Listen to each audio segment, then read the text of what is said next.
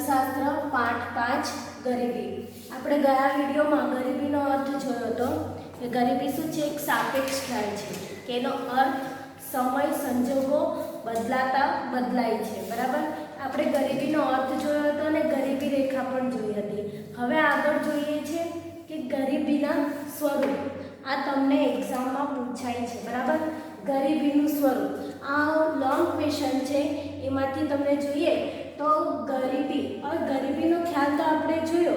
એને વધુ સારી રીતે જો સમજવું હોય ને તો ગરીબીને તેના સ્વરૂપને આધારે બે વિભાગમાં વહેંચવામાં આવ્યા છે. કેટલા વિભાગમાં? બે. પહેલું છે નિરપેક્ષ ગરીબી અને સાપેક્ષ ગરીબી. હવે ગરીબીનું સ્વરૂપ તમને 1 માર્ક્સમાં પૂછાય કે ગરીબીના સ્વરૂપને આધારે ગરીબીને કેટલા વિભાગમાં વહેંચવામાં આવ્યા છે? તો ગરીબીને બે વિભાગમાં વહેંચાયા છે, નિરપેક્ષ ગરીબી અને સાપેક્ષ ગરીબી. તમને 5 માર્ક્સમાં ક્વેશ્ચન પૂછાય કે ગરીબીનું સ્વરૂપ સમજાવો તો તમારે બંને સમજાવવું પડે. નિરપેક્ષ ગરીબી બી સમજાવવી પડે અને સાપેક્ષ ગરીબી પણ સમજાવવી પડે. પણ તમને એમ જ કે ગરીબીના સ્વરૂપ તરીકે નિરપેક્ષ ગરીબી સમજાવો તો તમારે ફક્ત નિરપેક્ષ ગરીબીની વિસ્તૃતમાં સમજણ આપવાની છે. અને જો તમને એમ કે ગરીબીના સ્વરૂપમાંથી તમે સાપેક્ષ ગરીબી સમજાવો તમારે ફક્ત સાપેક્ષ ગરીબીની સમજૂતી આપવાની છે. બરાબર, આટલું ક્લિયર થઈ ગયું કે ગરીબીને તેના સ્વરૂપના આધારે કેટલા વિભાગમાં વહેંચવામાં આવ્યા છે? બે. નિરપેક્ષ ગરીબી અને સાપેક્ષ ગરીબી. હવે આપણે જોવાનું છે નિરપેક્ષ ગરીબી. હવે નિરપેક્ષ ગરીબી જ્યારે ભણીએ છીએ ત્યારે આપણને પાછું શું ગરીબી રેખા યાદ રાખવી પડે. ગરીબી રેખા આપણે ગયા વિડીયોમાં જોઈ ગયા છે કે ગરીબી રેખા એટલે શું. મેં તમને એમ પણ કીધું હતું કે ગરીબી રેખાની વ્યાખ્યા તમને 1 માર્ક્સમાં પૂછાય છે. અને આ ગરીબી રેખાને આધારે જ આપણે નિરપેક્ષ ગરીબી ભણી શકાય છે. બરાબર, જો ગરીબી રેખાની વ્યાખ્યા તમને આવડી ગઈ, એનો અર્થ આવડી ગયો તો તમે નિરપેક્ષ ગરીબીની વ્યાખ્યા આપી શકશો. એટલે એના માટે હું પાછું તમને ગરીબી રેખા યાદ કરાવીશ કે ગરીબી રેખા એટલે શું. તો ધ્યાન આપજો વિદ્યાર્થી મિત્રો. જીવનની લઘુત્તમ જરૂરિયાતો સંતોષવા માટે પહેલું તો યાદ રાખવાનું છે લઘુત્તમ જરૂરિયાતો. લઘુત્તમ જરૂરિયાતો એટલે શું આવે? રોટી, કપડાં, મકાન. જે નાનામાં નાની જરૂરિયાતો છે એ સંતોષવા માટે જરૂરી ચીજ વસ્તુઓ અને સેવાઓ ખરીદવા માટે. શું? ચીજ વસ્તુઓ અને સેવાઓ ખરીદવા માટે નક્કી કરવામાં આવે. શું? આ બધી વસ્તુઓ, ચીજ વસ્તુઓ અને જે લઘુત્તમ જરૂરિયાતો છે તે સંતોષવા માટે જે પણ ચીજ વસ્તુઓ અને સેવાઓની ખરીદી માટે નક્કી કરવામાં આવેલ આવક કે ખર્ચની લઘુત્તમ સપાટી એટલે ગરીબી રેખા. બરાબર, શું કીધું છે? આવક કે ખર્ચની લઘુત્તમ સપાટી એટલે ગરીબી રેખા. મેં તમને આ કીધું લઘુત્તમ જરૂરિયાતો. ધારો કે તમને એક્ઝામ્પલ આપું તો એક વ્યક્તિ હશે એ મહિનામાં, બરાબર, એટલે દિવસમાં 50 રૂપિયા કમાતો હશે. બરાબર, ને આ ગરીબી રેખા છે. એ કેટલી છે? દિવસના 100 રૂપિયાની છે. બરાબર, એ 50 રૂપિયા કમાતો હોય તો ગરીબી રેખાથી ક્યાં આવે? અહીંયા 50 રૂપિયા કમાય છે એટલે ગરીબી રેખાથી કેવો છે? નીચે છે. એટલે એની લઘુત્તમ જરૂરિયાતો ચીજ વસ્તુઓ ખરીદવા માટે આવક નક્કી કરી છે. આવક કેટલી નક્કી કરી છે આપણે? 100 રૂપિયા. બરાબર, 100 રૂપિયા નક્કી કરી છે પણ એની કેટલી આવક છે? ફક્ત ને ફક્ત 50 રૂપિયા. તો એ શું કહેવાશે? ગરીબી રેખા નીચે જીવે છે એમ કહેવાય, એ ગરીબ કહેવાય. બરાબર, એટલે જ કીધું છે કે જીવનની જેટલી પણ લઘુત્તમ જરૂરિયાતો છે એ સંતોષવા માટે ચીજ વસ્તુઓ અને સેવાઓ ખરીદવા માટે નક્કી કરવામાં આવે આવક કે ખર્ચની લઘુત્તમ સપાટી. આ આપણે આવક અને ખર્ચની લઘુત્તમ સપાટી છે. કેટલી નક્કી કરવામાં આવી છે? 100 રૂપિયા. બરાબર, તો ખર્ચા કેટલા છે? 100 રૂપિયા થવા જોઈએ દૈનિક. તો પણ એ કેટલા કરે છે? એની પાસે કેટલા આવે છે? ફક્ત 50 રૂપિયા. તો એ શું છે કહેવાય? ગરીબ કહેવાય. ગરીબી રેખાથી શું? નીચે જીવે છે. એટલે એને શું કહેવાય? જે આવક અને ખર્ચની લઘુત્તમ સપાટી એટલે આ ગરીબી રેખા કહેવાય. અને ગરીબી રેખાથી નીચે જે જીવતો વર્ગ હોય એ શું કહેવાય? ગરીબ. હવે આ ગરીબી રેખાની વ્યાખ્યા તમને સમજમાં આવી હોય તો એના પરથી જ નિરપેક્ષ ગરીબી સમજ પડશે. બરાબર, નિરપેક્ષ ગરીબી એ મહત્વની છે. બરાબર, નિરપેક્ષ ગરીબી જો ઘટાડવામાં યોગ્ય નીતિઓ ઘડવામાં આવે તો શું ગરીબી ઘટાડવા ઘટાડી શકાય છે. આયોજન પંચ એવું કહે છે. બરાબર. હવે આપણે જોઈએ કે નિરપેક્ષ ગરીબી એટલે શું. તમને એક માર્ક્સમાં પૂછાય કે નિરપેક્ષ ગરીબી એટલે શું, તો તમે ધ્યાન આપો. નિરપેક્ષ ગરીબી એટલે શું કે ગરીબી રેખાથી ઓછી આવકે ખર્ચ ધરાવતો વર્ગ નિરપેક્ષ ગરીબી કહેવાય. જોજો, ગરીબી રેખાથી, આ ગરીબી રેખાથી ઓછી આવકે ખર્ચ ધરાવતો વર્ગ નિરપેક્ષ ગરીબ કહેવાય છે. બરાબર. એટલે કે એ પોતાની લઘુત્તમ જરૂરિયાતો પણ સંતોષી શકતો નથી, કે જે જીવનની જરૂરિયાતો છે, ચીજ વસ્તુ કે સેવાઓ પણ ખરીદી શકતો નથી. બરાબર. એ ગરીબી રેખાથી નીચે જીવતો હોય, કે ગરીબી રેખાથી આવક કે ખર્ચ નીચો ઓછી આવક કે ખર્ચ ધરાવતો વર્ગ છે, તેને શું કહેવાય? નિરપેક્ષ ગરીબી કહેવાય. હવે તમને એમ પૂછવામાં આવે, એક માર્ક્સમાં પૂછવામાં આવે કે નિરપેક્ષ ગરીબી એટલે શું, તો તમે કહી શકો છો નિરપેક્ષ ગરીબીની વ્યાખ્યા શું લખી શકાય? ગરીબી રેખાથી ઓછી આવક કે ખર્ચ ધરાવતો વર્ગ નિરપેક્ષ ગરીબ કહેવાય છે. બરાબર. વિદ્યાર્થી મિત્રો ધ્યાન આપજો. આવી રીતે તમારે વ્યાખ્યા લખવાની છે. ગરીબી રેખાથી ઓછી આવક કે ખર્ચ ધરાવતો વર્ગ નિરપેક્ષ ગરીબ કહેવાય છે. બરાબર. આ એક માર્ક્સ માટે પૂછાય છે. તમારી બુકમાં ટીક કરી લેજો. બરાબર. હવે બીજો એમસીક્યુ એમ પૂછાય છે કે નિરપેક્ષ ગરીબીને બીજા કયા નામે ઓળખાય છે, તો કયા નામે ઓળખાય છે? સંપૂર્ણ ગરીબી. શું કીધું છે?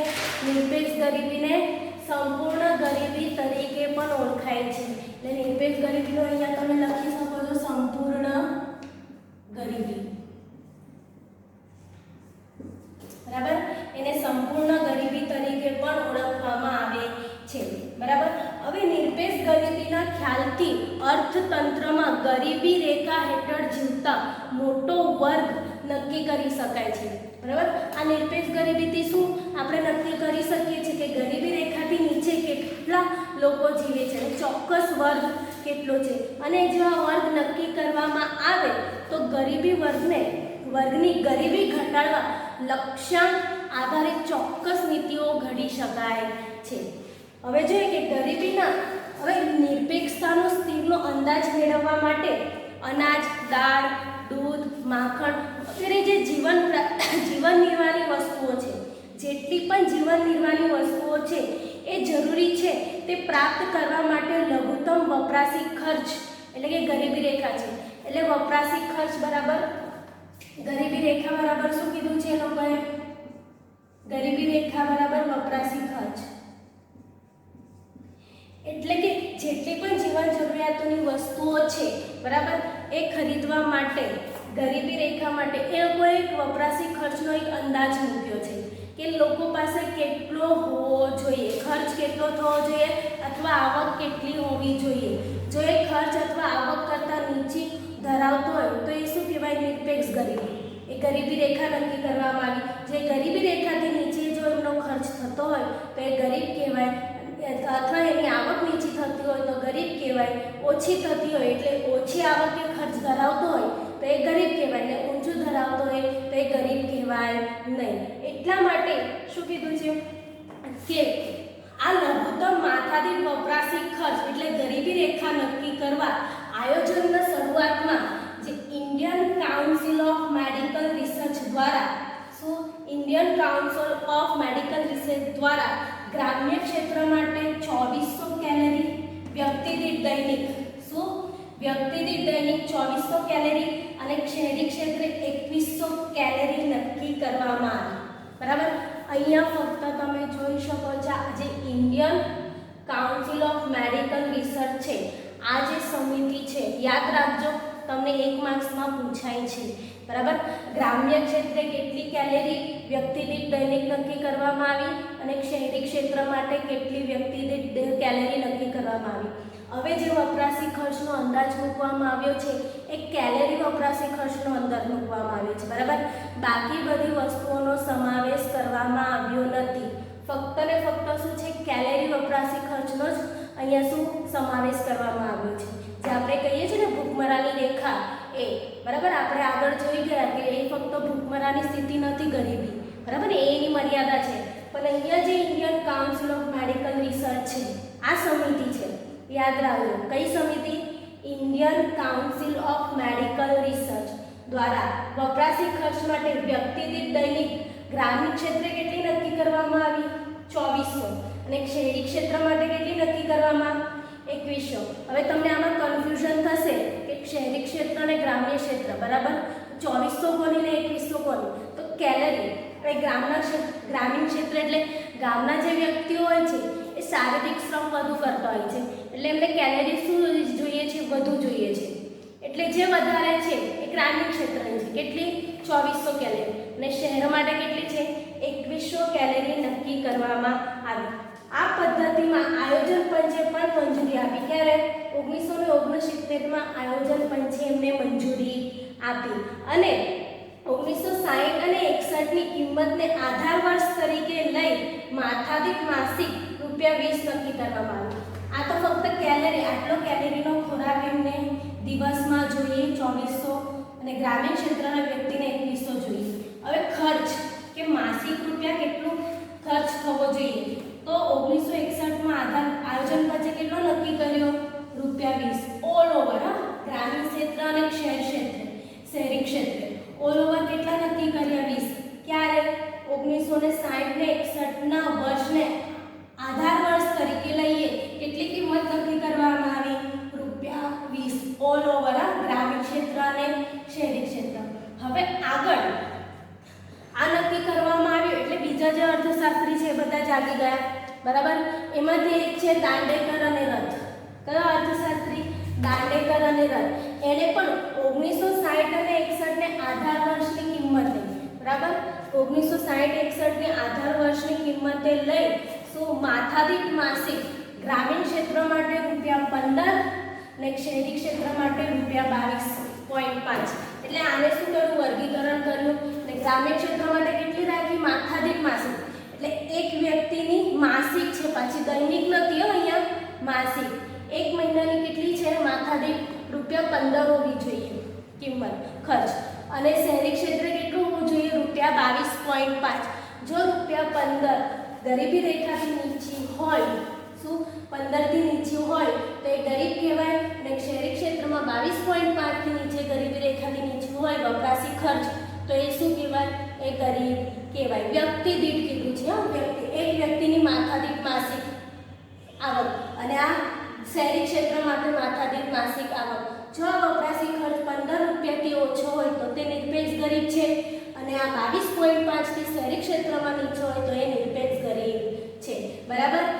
હવે બીજા અર્થશાસ્ત્રી જાગી ગયા. કોણ? ટીડી લાકડાવાળાની અધ્યક્ષતામાં બરાબર. હવે ટીડી લાકડાવાળાની અધ્યક્ષતા હેઠળ નક્કી કરેલ એક તજજ્ઞ જૂથે એ વર્ષે એક આખું જૂથ હશે બરાબર. સમિતિ એ તજજ્ઞ એટલે કુશળ જૂથ છે ટીડી લાકડાવાળાની અધ્યક્ષતામાં.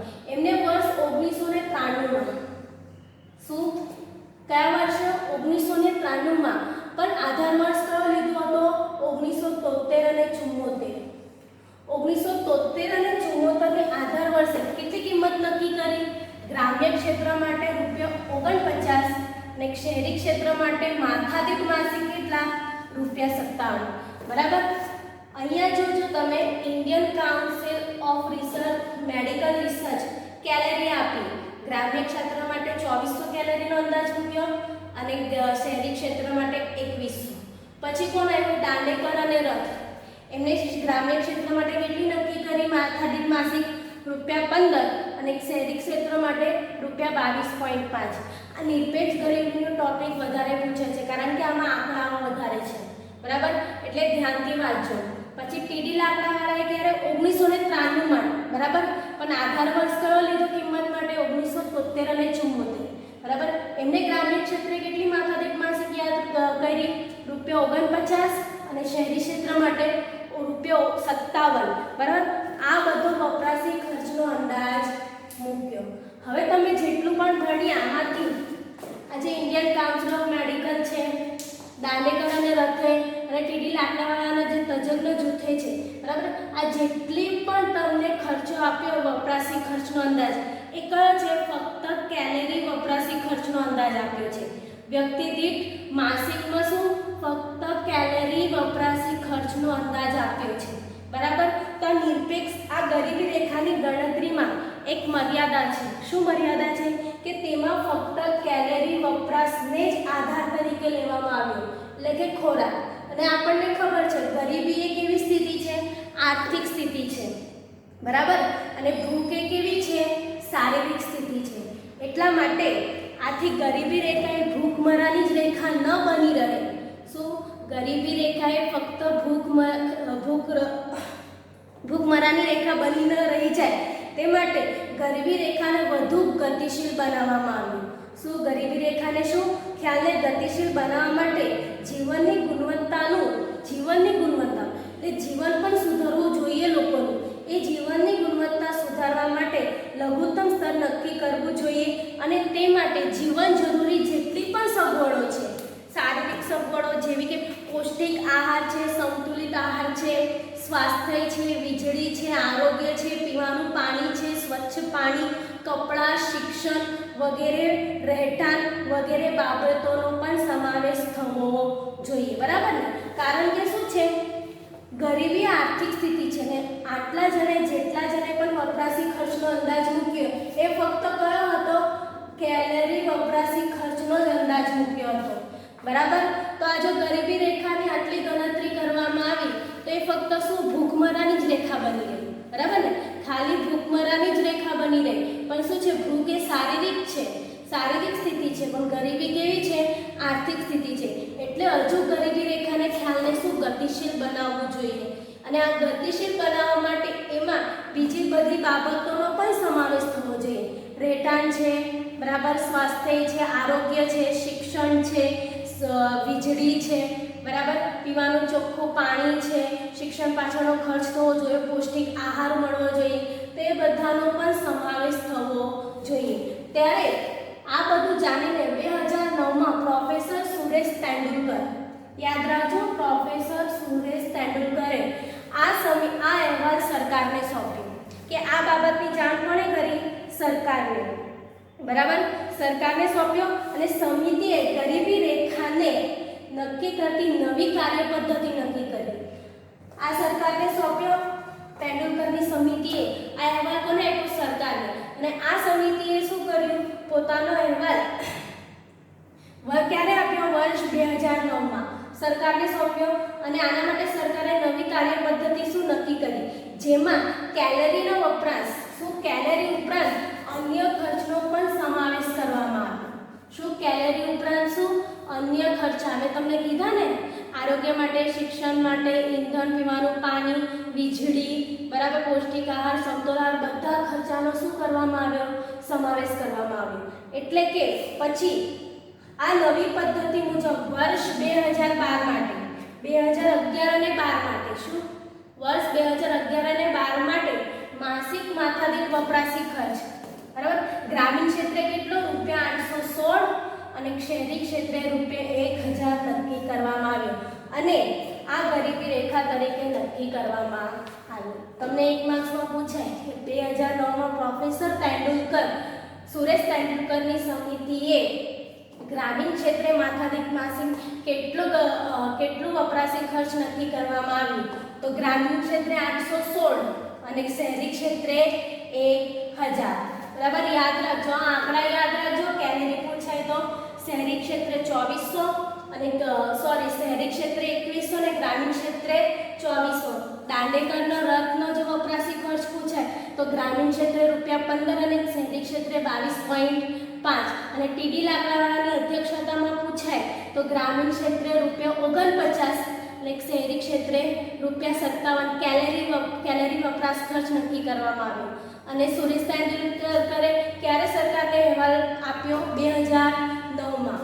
અને 2011 અને 12 માટે કેટલો વપરાશી ખર્ચ નક્કી કરવામાં આવ્યો? તો ગ્રામીણ ક્ષેત્રે ₹816 અને શહેરી ક્ષેત્રે ₹1000, બરાબર. આ રીતે નક્કી કરવામાં. વિદ્યાર્થી મિત્રો, આ આંકડા જરૂરી છે, તમને MCQમાં પૂછાય છે, એટલે ધ્યાનથી વાંચો અને બધા આંકડા રેડી રાખજો. હવે આંતરરાષ્ટ્રીય સ્તરે નિરપેક્ષ ગરીબી નક્કી કરવા ગરીબી રેખા સામાન્ય રીતે કોઈ એક વર્ષ દરમિયાન સરેરાશ પુખ્ત વયના વ્યક્તિ દ્વારા વપરાશમાં લેવાતા બધા જરૂરી સાધનો માટેનો ખર્ચ દ્વારા નક્કી કરવામાં આવે છે. શું? ફક્ત આંતરરાષ્ટ્રીય સ્તરે પુખ્ત વ્યક્તિ માટે ફક્ત.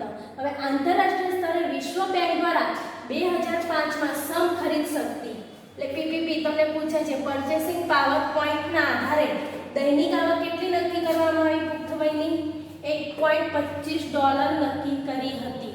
બરાબર. અને જે વર્ષે 1990માં કેટલી હતી $1 હતી અને 2015માં તે દૈનિક કેટલી થઈ $1.90 થઈ. આ પણ પૂછાય છે આંતરરાષ્ટ્રીય સ્તરે. બરાબર. કેટલી છે દૈનિક આવક કેટલી નક્કી કરવામાં આવી 2005માં. ક્યારે 2005માં $1.25 ને 1990માં કેટલી હતી $1 અને 2015માં કેટલી થઈ $1.90. બરાબર. તો આંતરરાષ્ટ્રીય ગરીબી રેખાની મદદથી જુદા જુદા દેશોમાં એક જ માપદંડ વડે નિરપેક્ષ ગરીબીની તુલના કરી શકાય છે. વિદ્યાર્થી મિત્રો, આ ગરીબી રેખા નિરપેક્ષ ગરીબી રેખા છે. આટલું સમજાઈ ગયું. બરાબર. આ તમે બરાબર યાદ રાખજો. હવે આપણે આગળ જોઈએ નિરપેક્ષ ગરીબીનું પ્રમાણ શું છે. નિરપેક્ષ ગરીબીનો અર્થ જોયા પછી હવે આપણે નિરપેક્ષ ગરીબીનું પ્રમાણ ભારતમાં નિરપેક્ષ ગરીબીનું પ્રમાણ કેટલું છે એ જોવાનું છે. તો NSSO નેશનલ સેમ્પલ સર્વે ઓર્ગેનાઇઝેશન તમને આ પૂછાય છે. આનું ફૂલ ફોર્મ NSSO નું નેશનલ સેમ્પલ સર્વે ઓર્ગેનાઇઝેશન. નેશનલ સેમ્પલ સર્વે ઓર્ગેનાઇઝેશનના 48 રાઉન્ડમાં શું 48 રાઉન્ડમાં 2011 અને 12માં સંયુક્ત કુટુંબ દીઠ ખર્ચના આંકડાઓનો ઉપયોગ કરતા તેંડુલકર સમિતિના અંદાજ મુજબ ભારતમાં વર્ષ 2004 અને 2005માં નિરપેક્ષ ગરીબીની ટકાવારી આપી હતી. બરાબર. નિરપેક્ષ ગરીબીની ટકાવારી આપી હતી એમાંથી ભારતમાં વર્ષમાં કેટલી હતી ગરીબીનું પ્રમાણ કેટલું હતું 37.2%. આવ્યું. સમગ્ર ભારતના વસ્તીના 2004 અને 5માં કેટલા ટકા હતા 37.2% અને 2011 અને 12માં ઘટીને કેટલા થયા 21.9% થયા. હવે આ સમગ્ર ભારતનું છે. બરાબર. હવે આપણે ગ્રામ્ય ક્ષેત્ર અને ગ્રામીણ ક્ષેત્રમાં નિરપેક્ષ ગરીબીમાં કેટલો ઘટાડો થયો છે તે જોવાનું છે. બરાબર. તો એમાંથી તમે જોઈ શકો છો કે ગ્રામ્ય ક્ષેત્રમાં નિરપેક્ષ ગરીબી કેટલી હતી 2004 અને 5માં ટકામાં 41.8% હતી અને 2011-12માં કેટલો ઘટાડો થયો 25.7. બરાબર. કેટલી થઈ ઘટીને કેટલી થઈ 25.7% નિરપેક્ષ ગરીબી થઈ. એવી જ રીતે શહેરી ક્ષેત્રમાં 2004 અને 5માં કેટલી હતી 25.7%. કેટલી હતી ભારતમાં છે પૂરા ભારતમાં 25.7% ને 2011 અને 12માં ઘટીને કેટલી થઈ 13.7%. તમે જોઈ શકો છો કે શહેરી ક્ષેત્ર ઓછી નિરપેક્ષ ગરીબી જોવા મળે છે. 2004 અને 5માં 25.7% હતી. 2011 અને 12માં કેટલી થઈ 13.7% ઘટીને થઈ. આ 2011 અને 12માં છે. 2011 અને 12નું પ્રમાણ આપેલું છે અને 2004 અને 5માં નિરપેક્ષ ગરીબીનું પ્રમાણ કેટલું હતું તે છે. આ થયું ભારતના નિરપેક્ષ ગરીબીનું ટકાવારી પ્રમાણ ભારતમાં. બરાબર. હવે આપણે જોવાનું છે કે ભારતના રાજ્યવાર નિરપેક્ષ ગરીબીનું પ્રમાણ કેટલું છે. રાજ્યોમાં કેટલું છે તો તમને અહીંયા આપ્યું છે ગરીબી હેઠળ વસ્તીની ટકાવારી. 10%થી ઓછી ગરીબી ધરાવતા રાજ્યો, 10 થી 20% વચ્ચેની ગરીબી, 20 થી 30% વચ્ચે ગરીબી અને 30 થી 40% ગરીબી. બરાબર. આ કોષ્ટકમાં તમને બધી જ માહિતી આપેલી છે. આ કોષ્ટક પરથી તમારે ભણવાનું છે. બરાબર. આ કોષ્ટક પરથી તમે જોઈ શકો છો કે 10%થી ઓછી ગરીબી ધરાવતા રાજ્ય કયું છે ગોવા, કેરળ, હિમાચલ પ્રદેશ, સિક્કિમ, પંજાબ અને આંધ્રપ્રદેશ. જોજો 10%થી ઓછી ગરીબી ધરાવતો રાજ્ય કેટલા છે 10%થી ઓછી ગોવા, કેરળ, હિમાચલ પ્રદેશ, સિક્કિમ, પંજાબ ને આંધ્રપ્રદેશ. આ આટલા રાજ્યો છે એમાં 10%થી પણ ઓછી ગરીબી છે. બરાબર. આટલા બધા રાજ્યોમાં 10%થી એટલે અહીંયા ગરીબની સંખ્યા ઓછી જોવા મળે છે. 10%થી ઓછા લોકો શું છે ગરીબ છે. પછી આવે છે 10%થી 20% વચ્ચે. 10 થી 20% વચ્ચેના ગરીબ રાજ્યો કયા છે ગરીબીનું પ્રમાણ જોવા મળે છે 10%થી જમ્મુ કાશ્મીર, હરિયાણા, તમિલનાડુ, ગુજરાત, રાજસ્થાન, મહારાષ્ટ્ર, ત્રિપુરા, નાગાલેન્ડ અને મેઘાલય. કયા કયા રાજ્યો આવે 10% થી 20%માં? પહેલું છે જમ્મુ કાશ્મીર, હરિયાણા, તમિલનાડુ, આપણું ગુજરાત, રાજસ્થાન, મહારાષ્ટ્ર, ત્રિપુરા, નાગાલેન્ડ અને મેઘાલય. એવી જ રીતે 20% થી 30% વચ્ચે કયા કયા રાજ્યો છે ગરીબીના? પશ્ચિમ બંગાળ, મિઝોરમ, કર્ણાટક અને ઉત્તર પ્રદેશ. કયા કયા? 4 જ રાજ્યો છે, પશ્ચિમ બંગાળ, મિઝોરમ, કર્ણાટક અને ઉત્તર પ્રદેશ. હવે 30% થી 40% એટલે વધારે ગરીબ રાજ્યો કયા છે? ગરીબી જોવા એટલે કયા રાજ્યોમાં વધારે ગરીબી જોવા મળે છે? તો મધ્યપ્રદેશ, અસમ, ઓડિશા, બિહાર, અરુણાચલ પ્રદેશ, મણિપુર, ઝારખંડ અને છત્તીસગઢ. તમે આ ઓલ ઓવર શું જોયું? ભારતમાં રાજ્યમાં નિરપેક્ષ ગરીબીનું પ્રમાણ, બરાબર? 10% થી ઓછી ગરીબી ધરાવતા રાજ્યો, 10 થી 20% વચ્ચે ગરીબી ધરાવતા રાજ્યો, 20 થી 30%ની વચ્ચે અને 30 થી 40%ની વચ્ચે. પરંતુ હવે તમે જોશો કે વર્ષ 2013માં આ તમને આઈએમપી છે, 1 માર્ક્સમાં પૂછાય છે, મોસ્ટ આઈએમપી છે. આ ક્વેશ્ચન તમને પૂછાય છે કે વર્ષ 2013માં પ્રકાશિત થયેલ વાર્ષિક અહેવાલ મુજબ ભારતના વિવિધ રાજ્યોમાં સૌથી ઓછી ગરીબી સાથે કયું રાજ્ય હતું? સૌથી ઓછી ગરીબી સાથે ગોવા રાજ્ય. કેટલા ટકા હતું? 5.9%. બરાબર, 5.9% સાથે 10% થી ઓછી. ને ગોવા રાજ્ય કયું સૌથી ઓછું ગરીબી ધરાવતું રાજ્ય છે? કેટલા ટકા ગરીબો છે ત્યાં? ફક્ત 5.9%. બરાબર. અને સૌથી વધુ ગરીબીનું પ્રમાણ ક્યાં જોવા મળે છે? છત્તીસગઢ રાજ્યમાં. કયા? છત્તીસગઢ રાજ્યમાં. કેટલા? 39.93%. અહીંયા. બરાબર. એટલે સૌથી ઓછી ગરીબી ધરાવતું રાજ્ય કયું? ગોવા. કેટલા ટકા? 5.9%. અને સૌથી વધુ ગરીબીનું પ્રમાણ ધરાવતું રાજ્ય છત્તીસગઢ. કેટલા ટકા? 39.93%. આ વસ્તુ યાદ રાખજો આંકડા સાથે. ક્યારે અહેવાલ મુજબ? કયા વર્ષમાં? 2013ના વર્ષમાં. બરાબર વિદ્યાર્થી મિત્રો, આ થયું આપણું આખું નિરપેક્ષ ગરીબી. તમને નિરપેક્ષ ગરીબી પૂછાય તો નિરપેક્ષ ગરીબીનો અર્થ, કયા અર્થશાસ્ત્ર, કેટલો વપરાશી ખર્ચનો અંદાજ મૂક્યો છે તે, કઈ વસ્તુઓનો સમાવેશ થયો તે, અને નિરપેક્ષ ગરીબીનું પ્રમાણ આટલું થોડું કરીને લખવાનું છે. પણ નિરપેક્ષ ગરીબીમાં નહીં સમજ પડે તો મને પૂછજો. હવે આપણે આગળ જોઈએ નિરપેક્ષ ગરીબીનું એટલે કે ગરીબીના સ્વરૂપનું બીજું સાપેક્ષ ગરીબી વિશે ભણીએ. વિદ્યાર્થી મિત્રો, આપણે નિરપેક્ષ ગરીબી જોઈ તો ગરીબીના સ્વરૂપમાં જે 2 વિભાગમાં વહેંચવામાં આવી હતી, નિરપેક્ષ ગરીબી અને સાપેક્ષ ગરીબી. નિરપેક્ષ ગરીબીનો ખ્યાલ આપણે જોયો. હવે આપણે જોઈએ સાપેક્ષ ગરીબી. આ એકદમ ટૂંકું જ છે, તમે બોર્ડ પર જોઈ શકો છો કે એટલી જ વસ્તુ આવે છે. નિરપેક્ષ ગરીબી તમને 2 માર્ક્સમાં પણ પૂછાઈ શકે છે કે નિરપેક્ષ ગરીબી સમજાવો. બરાબર, એકદમ ઈઝી છે. તમે એકવાર વાંચી જશો એટલે તમને આવડી જશે અને આ ક્વેશ્ચન પૂછાય પણ છે 2 માર્ક્સમાં. હવે નિરપેક્ષ ગરીબી કરતા સાપેક્ષ ગરીબીનો ખ્યાલ કેવો છે? એકદમ ટૂંકો છે. બરાબર, નિરપેક્ષ ગરીબીના ખ્યાલમાં પાયાની લઘુત્તમ જરૂરિયાતો સંતોષવા માટે, જે પાયાની નાનામાં નાની જરૂરિયાતો છે એ સંતોષવા માટે લઘુત્તમ વપરાશી ખર્ચને ધ્યાનમાં લેવામાં આવ્યો હતો. બરાબર ને, આપણે વપરાશી ખર્ચના અંદાજો જોયા હતા. પહેલા તો કેલરી વપરાશી ખર્ચના અંદાજો આપ્યા, પરંતુ ડોક્ટર સુરેશ તેંડુલકરે શું કર્યું હતું? પછી તો બીજી બધી બાબતોનો પણ સમાવેશ કરીને લઘુત્તમ વપરાશી ખર્ચનો અંદાજ આપ્યો હતો અને વપરાશી ખર્ચને ધ્યાનમાં લેવામાં આવ્યો હતો નિરપેક્ષ ગરીબીમાં. અને આ ખ્યાલ તમને ખબર છે, નિરપેક્ષ ગરીબી શું છે? સંપૂર્ણ ખ્યાલ છે. સંપૂર્ણ ગરીબીનો ખ્યાલ એમાં આવી જાય છે. એટલે નિરપેક્ષ સાપેક્ષ ગરીબી કરતાં નિરપેક્ષ ગરીબીનો ખ્યાલ કેવો છે? મહત્તમ છે. બરાબર, આમાં શું છે કે લઘુત્તમ વપરાશી ખર્ચને ધ્યાનમાં લેવામાં આવે છે. પરંતુ સાપેક્ષ ગરીબીમાં શું છે? સાપેક્ષ ગરીબીના ખ્યાલમાં સમાજમાં વસતા જુદા જુદા વર્ગો, જે સમાજમાં જુદા જુદા વર્ગો વસે છે, વચ્ચે થતી આવકની અસમાન વહેંચણીને શું ધ્યાનમાં લેવામાં આવે છે? આવકની અસમાન વહેંચણીને. જ્યારે નિરપેક્ષ ગરીબીમાં લઘુત્તમ વપરાશી ખર્ચને ધ્યાનમાં લેવામાં આવે છે, એવી જ રીતે પહેલા સાપેક્ષ ગરીબીમાં કોને ધ્યાનમાં લેવામાં આવે છે? આવકની અસમાન વહેંચણીને. એટલા માટે જ ગરીબીને સંપૂર્ણ ગરીબી તરીકે ઓળખવામાં આવે છે કે સંપૂર્ણ ગરીબી એમાં આવી જાય છે લઘુત્તમ વપરાશી ખર્ચમાં.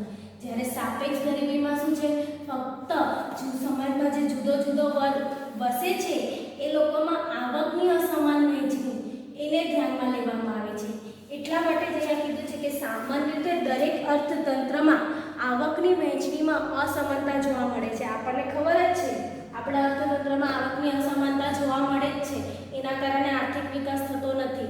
ત્યારે ઓછી આવકવાળો વર્ગ વધુ આવકવાળા વર્ગની તુલનાએ સાપેક્ષ ગરીબ કહેવાય છે. બરાબર ને?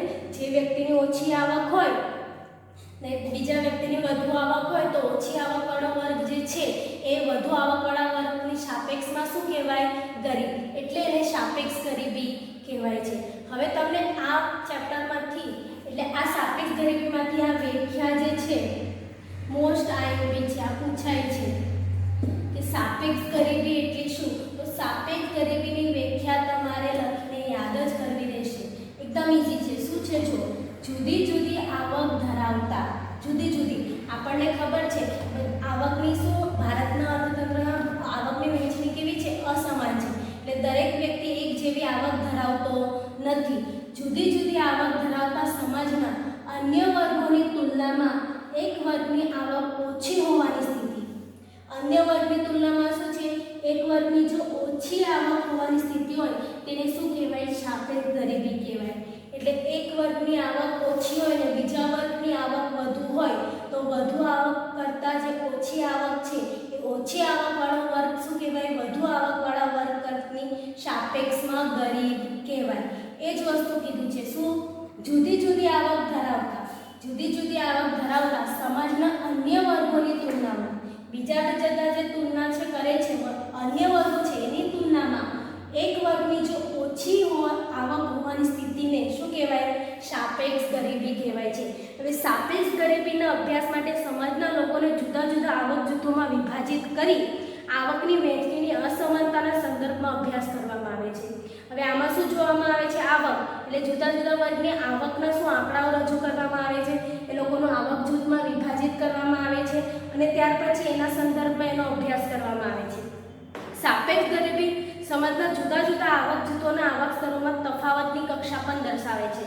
ભારત માટે પણ હવે એવી દલીલ કરવામાં આવી છે કે ઝડપથી વિકસતા રાષ્ટ્ર તરીકે ગરીબીનો અભ્યાસ ગરીબી રેખાની બદલે સાપેક્ષ ગરીબી અથવા આવકની અસમાન વહેંચણીના સંદર્ભમાં થવો જોઈએ. બરાબર? ભારતમાં પણ એવી દલીલ કરવામાં આવી છે.